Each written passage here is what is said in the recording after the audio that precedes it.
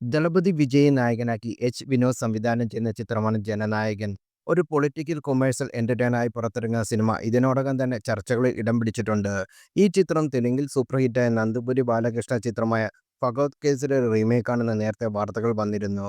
പിന്നാലെ അണിയറ പ്രവർത്തകർ ഇത് നിഷേധിക്കുകയും ചെയ്തു. എന്നാൽ ഫഗത് കേസിലെ ഒരു രംഗം ജനനായകനിൽ റീമേക്ക് ചെയ്യപ്പെട്ടെന്ന റിപ്പോർട്ടുകളാണ് ഇപ്പോൾ വരുന്നത്. ഫഗത് കേസിലെ good touch bad touch scene Jananayagan remake ചെയ്യുമെന്നാണ് തെലുങ്ക് 360 റിപ്പോർട്ട് ചെയ്യുന്നത്.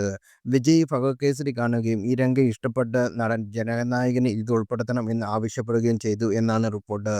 തുടർന്ന് 4.5 കോടിക്ക് ഈ രംഗം റീമേക്ക് അവകാശം ജനനായകൻ ടീം സ്വന്തമാക്കി എന്നാണ് സൂചന. 2026 ജനുവരി 9-നാണ് ജനനായകൻ തിയേറ്ററിൽ എത്തുന്നത്. ബോബി ഡിയോൾ, പൂജ ഹെഗ്ഡെ, പ്രകാശ് രാജ്, ഗൗതം വാസുദേവ് മേനോൻ, നരയൻ, പ്രിയാമണി, മമിത ബൈജു തുടങ്ങിയ വമ്പൻ താരനിര ജനനായകനിൽ അണിയൊരുങ്ങുന്നത്. കെ.വി.എൻ പ്രൊഡക്ഷന്റെ ബാനറിൽ വെങ്കിട്ട് നാരായണൻ നിർമ്മിക്കുന്ന ഈ ചിത്രത്തിന് സംഗീതം നൽകുന്നത് അനിരുദ്ധ് രവിചന്ദ്രനാണ്.